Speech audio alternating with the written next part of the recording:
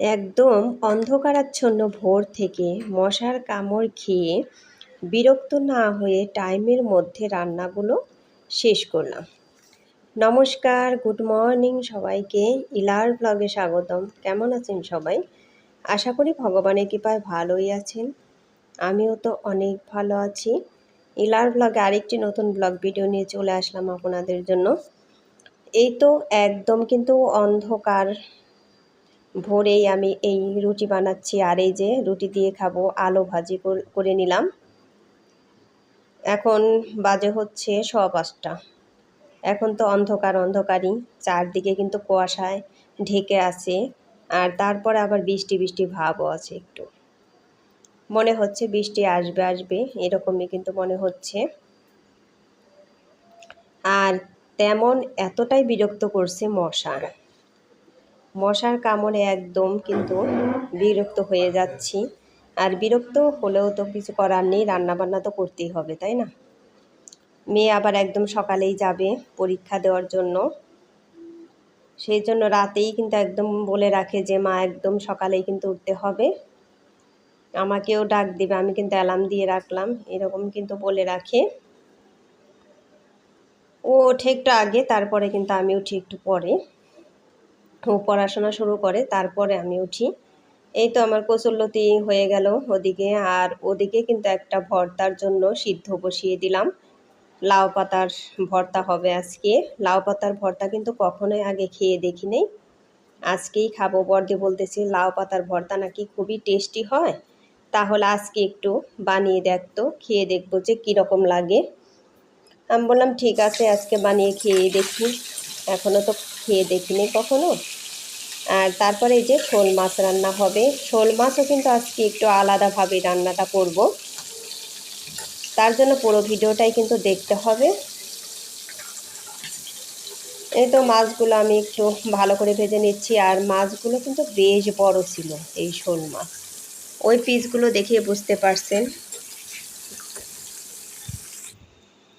এই তো, আর এদিকে আজকে কিন্তু কচুরলতি হলো চিংড়ি মাছ ছাড়া, এমনিতেই পেঁয়াজ রসুন দিয়ে। চিংড়ি মাছ ছাড়া পেঁয়াজ রসুন দিয়ে এতটাই টেস্টি হয়েছিল এই কচুরলতি, আমার কিন্তু খুবই ভালো লেগেছিল। এই কচুরলতি দিয়ে কিন্তু আমি অনেকগুলা ভাত খেয়েছি, আমার খুবই ভালো লাগছিল। এই তো এদিকে কিন্তু শোল মাছও হয়ে গেছে ভাজা, এগুলোও কিন্তু উঠিয়ে নিচ্ছি বন্ধুরা। আর আমি রান্না বান্না কিন্তু সকাল থেকেই শুরু করি, মাঝখানে আবার একটু রেস্টও নেই, ওই যে দিশার সাথে একটু চাটা খেয়ে গল্প করে নেই, তারপরে আবার রান্না করি। আর তারপরে আবার এই যে ছেলে প্রাইভেট পড়ে আসছে সৌরভ, ও আবার এসেই কিন্তু এই যে মিট বল বা সমুচা এগুলো খেতে চেয়েছে, তাই ওকে ভেজে দিচ্ছি। ও বলতেছে আমাকে দিবেন নাকি বলেন।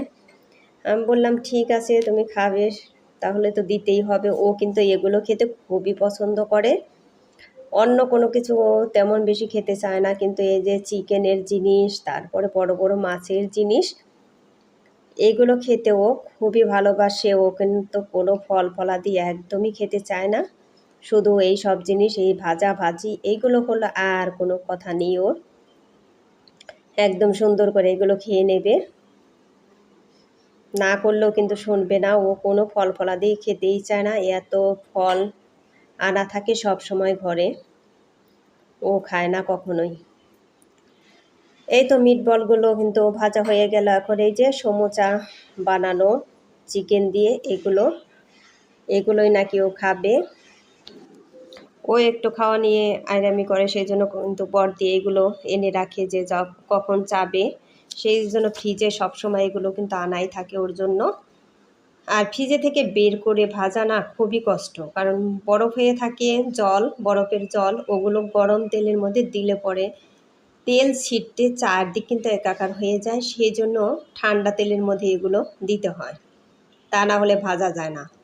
কারণ চারদিকে তো পরে নিজের শরীরে এসেও একদম ছিটে ছিটে কেমন যে হয়ে যায়, সেই জন্য একদম ঠান্ডা তেলে দিলে আর কোনো ঝামেলা থাকে না। এই তো মিট বল সমুচা ওগুলো কিন্তু ভাজা হয়ে গেছে, ওগুলো সৌরভকে দিয়ে দিয়েছি, ও কিন্তু খাওয়া শুরু করে দিয়েছে একটু সস দিয়ে।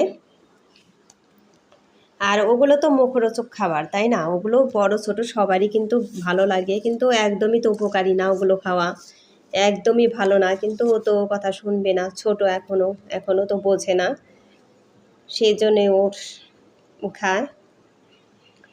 এই তো এখন এই যে শোল মাছের জন্য রান্না হচ্ছে। আগে আলুগুলো দিয়ে দিয়েছি, আলুগুলো ভেজে নিলাম। আর এখন এই যে মিষ্টি কুমড়োর পাতা ডগা, এগুলো এগুলো দিয়ে কিন্তু আজকে তরকারিটা রান্না হবে। বড়দি বলতেছে একদম লকলকে এই ডগা আছে, এগুলো দিয়ে রান্না কর। তাই কিন্তু রান্না করছি। এখন এইগুলো কিন্তু একটু ভালো করে ভেজে নিব। আর একদমই লকলকে, যে বড়দির ভাইয়ের বাড়িতে গিয়েছিল, ওখান থেকে কিন্তু দিয়ে দিয়েছে অনেকগুলো ডগা পাতা। ওনাদের আবার অনেকগুলো হয়েছে। তাই দেখেন, এগুলো দিয়ে তরকারি না দারুণ টেস্টি হয়। বন্ধুরা, এভাবে কি কোনোদিন তরকারি কেউ খেয়েছেন? খেয়ে না থাকলে একবার রান্না করে খেয়ে দেখবেন যে কতটা মজা হয়। আমাদের কিন্তু সবারই খুব ভালো লেগেছিল তরকারিটা।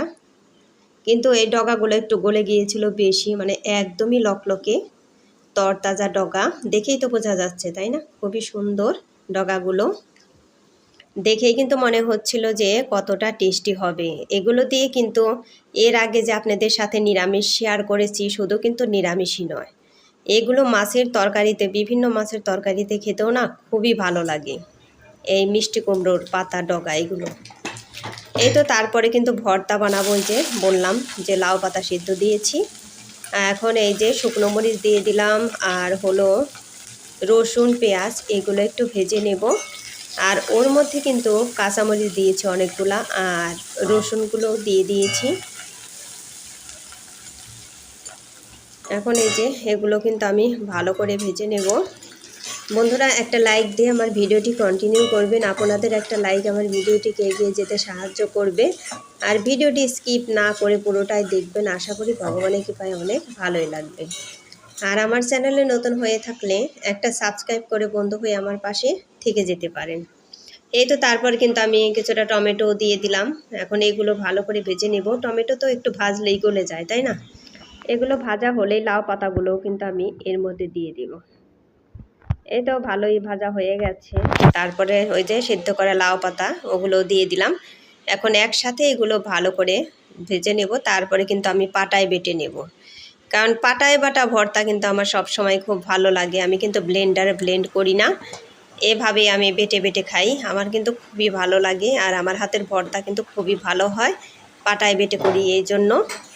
এই তো আমার তরকারিতে কিন্তু মাছ দেওয়ার সময় হয়ে গিয়েছে। তারপরে এখন মাছ ওগুলো দিয়ে দেব, শোল মাছ। এই তো মাছগুলো কিন্তু আমি এখন দিয়ে দিলাম। এখন নাড়াচাড়া করে তারপরে কিন্তু হাই ফ্লেমে জাল দিলে আমার তরকারিটা হয়ে যাবে। আর এই তরকারি কিনতে আমি জিরে গুঁড়ো, সজের গুঁড়ো, এগুলো কিন্তু আমি কিছুই দেব না, কারণ এই শাকের তরকারিতে এই সব দিলে কিন্তু টেস্টি ভালো আসে না, আর গন্ধটাও ভালো হয় না। এই জন্য আমি একটু কালো জিরে আর সাথে কাঁচামরিচ এগুলো কিন্তু বেটে তারপরে দিয়ে দেব। আর এই যে এদিকে ভর্তার জন্য এগুলো ভাজা কিন্তু আমার হয়ে গিয়েছে। এখন আমি পাটায় সুন্দর করে বেটে নেব। আর বন্ধুরা, এই সকালে বললাম না যে বৃষ্টি বৃষ্টি। আর বন্ধুরা, আমি এখন ভয়েস দেওয়ার সময় চারদিকে এতটাই বাতাস ছাড়ছে, চারদিকে দরজাগুলো কিন্তু ঠাস ঠাস করে লাগাইতেছে। এই আমার ভয়েসে এসে উঠতেছে, সবাই একটু ম্যানেজ করে নেবেন। আর কথাও উঠতে পারে, সবাই সব কিছুই কিন্তু ম্যানেজ করে তারপরে ভিডিওটি দেখবেন। এই যে এখন কিন্তু আমি কালো জিরে আর কাঁচামরিচ এগুলো বেটে তারপর দিয়ে দিলাম। এখন দেওয়ার সাথে সাথে এত সুন্দর সেন্ট বের হচ্ছিল তরকারিতে পাতাগুলো একদম গলে গিয়েছিল লকলকে, এই জন্য কিন্তু তরকারিটা না দারুণ টেস্টি হয়েছিল। আমার কিন্তু খুবই ভালো লেগেছিল তরকারিটা কিন্তু দেখতেও ভালোই হয়েছিল। এর মধ্যে কাঁচামরিচ দিয়ে দিয়েছি অনেকগুলা, কারণ শাকের তরকারিতে সবসময় কাঁচামরিচ একটু বেশি দিতে হয়। কাঁচামরিচ না দিলে সেন্টটা ভালো আসে না, আর টেস্টিও হয় না শুকনা মরিচ দিলে। খেতে দারুণ হয়েছিল। এখন এই যে ভর্তাটাও কিন্তু আমি বেটে নিচ্ছি। বন্ধুরা, এভাবেই সবসময় কিন্তু একটু কষ্ট হলেও না ভালো, তার কারণ খেয়ে অনেকটা টেস্টি পাওয়া যায় এই পাটাই বাটা ভর্তা। সেই জন্য আমি একটু কষ্ট হলেও এই সুন্দর করে পাটায় এভাবে বেটে নিই। তাতে আমার কিন্তু খারাপ লাগে না, কারণ এটুক বাটা একটা ব্যাপার না, এগুলো আমাদের গৃহিণীদের কাছে, তাই না? এটুক বাটতে একদমই অসুবিধা হয় না। এই তো আমার বাটা কিন্তু হয়েই গিয়েছে। এখন আর ওই যে আরেক ডলা কিন্তু দিয়ে দেব সুন্দর করে, তারপরে হয়ে যাবে। একদম নরম হয়ে গেছে, বাটতে এতটাই আরাম। বাটা আমার হয়েই গিয়েছে। ভাবছিলাম যে আরেকটা ডলা দেব, কিন্তু তারপরে ভাবলাম যে না, ডলা দিতে হবে না, একদমই গলে গিয়েছে। এখন কিন্তু এর মধ্যে একটু আবার কাঁচা তেল মিশাবো। এমনিতে সব কিছু কিন্তু আমি সরিষার তেল দিয়ে ভেজে নিয়েছি, আর ভর্তায় কাঁচা তেল বলে কথা, সরিষার তেল বলে কথা, তাই না? ভর্তায় তো সরিষার তেলই উপযুক্ত তেল।